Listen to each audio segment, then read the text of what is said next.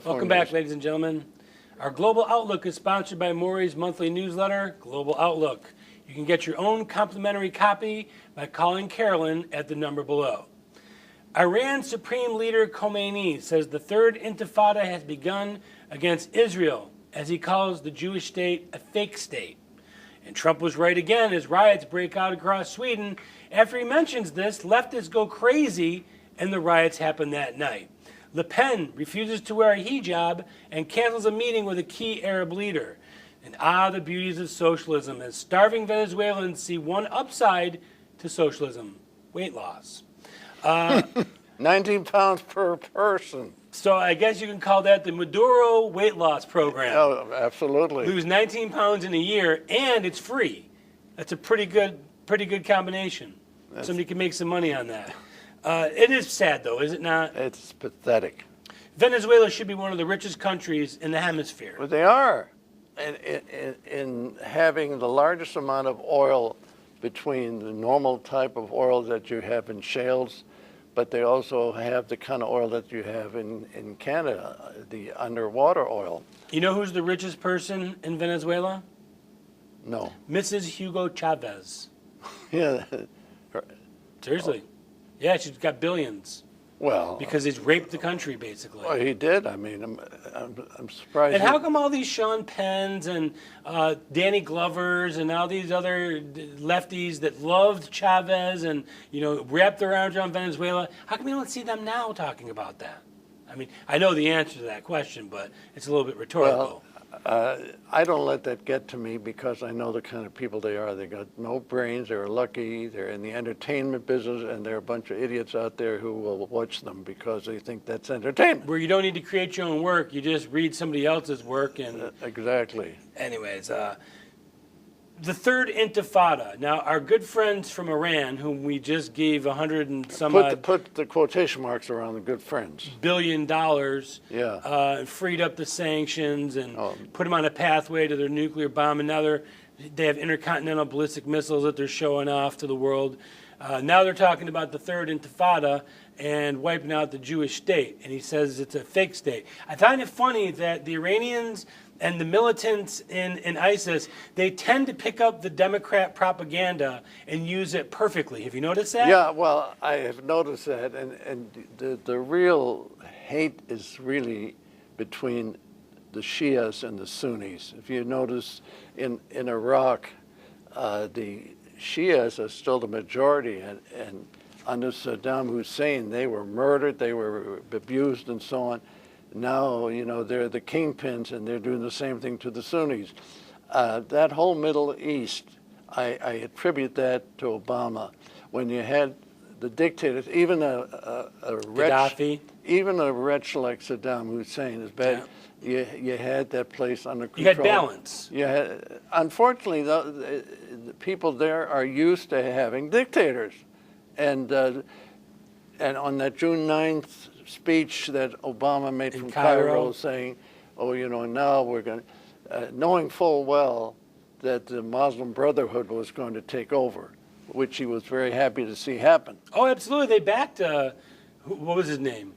Morsi. Mohammed Morsi. Yeah. Yeah, they backed him.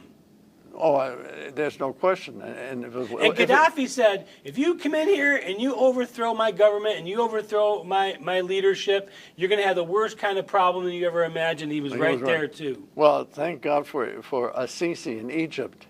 And you know where he got his training? America. Fort Bragg, Fort Benning, Georgia, and so on.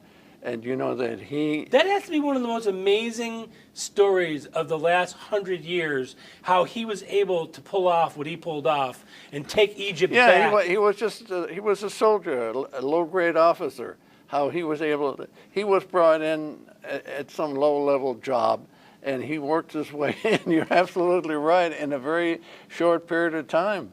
And he wound up not only getting rid of the Muslim Brotherhood, but hounding them and having thousands of them killed. And who would have ever thought that Egypt, being on the borders with Israel, would become somewhat of an ally, which is kind of amazing. Well, Netanyahu and Assisi are good friends. And talking about how friendships change, Erdogan was backing Hamas and Hezbollah and so on. Now he's back in a friendship mode with Netanyahu because Erdogan is afraid. You know, that failed military attempt, he didn't shrug it off. He's now very much afraid, and they suddenly wound up re-exchanging ambassadors. So the friendships and the animosities in the Middle East, you can't keep up with them. Do you think that it's a good idea for us to talk about putting our embassy in Jerusalem? Is that sticking a thumb in the eye, or do you think that that's a positive nature that we should be even talking about? I think the latter.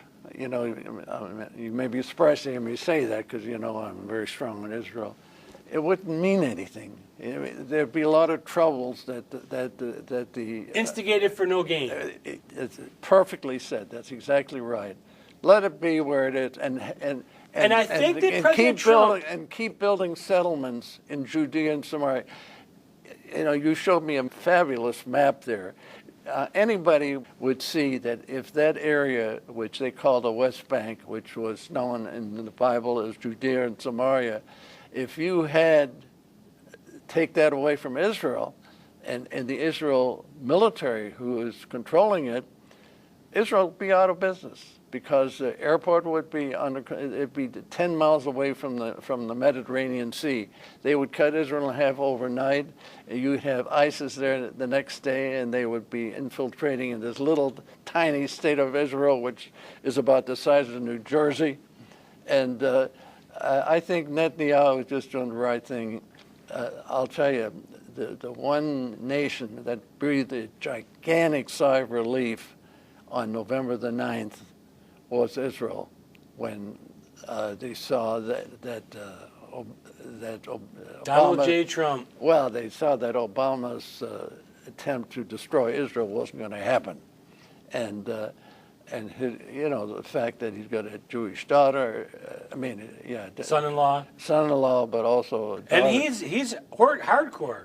He's an Orthodox Jew, puts his phone away on Friday night and goes strictly by the Orthodoxy, doesn't plug in his TV. I mean, he's off for the weekend. One thing about the Orthodox, I mean, some people, you know, in America, being of Jewish background myself, I'm ashamed that 2/3 of the Jews in this country voted for Hillary.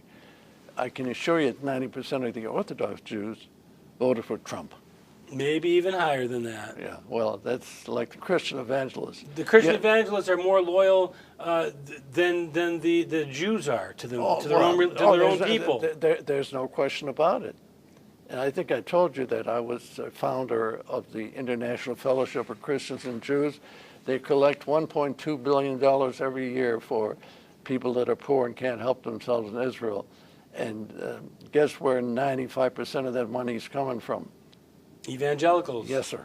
Two things I wanted to cover. Sweden, Trump came out and made a speech and talked about the crime rate in Sweden. The leftists went berserk saying they didn't know what he was talking about. He's a liar. And that very night, they went on a riot spree across the country.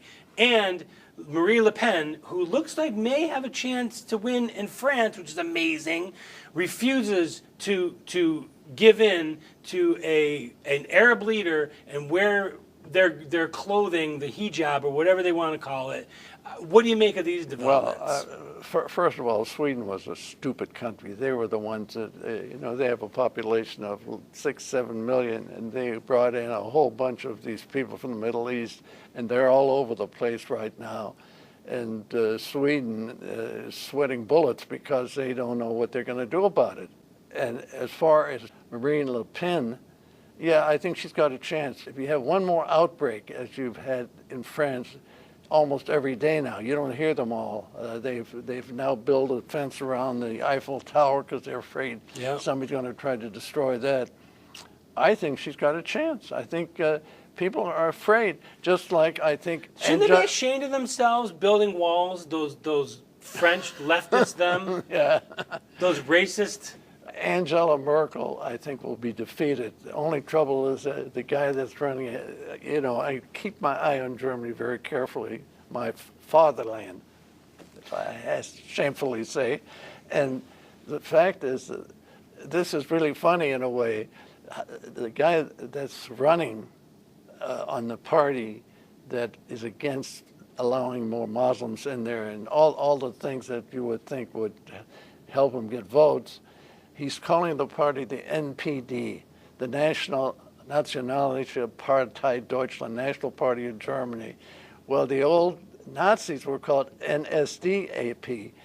And then Might have wanted to pick a different name. well, that's what I mean. It was stupid. And then a judge told him to refrain from saying that Germany would be better as an autocratic republic. This guy said that. We should be more autocratic than we have been. A lot of interesting twists and turns in That's the world what I right mean. now. I laugh when I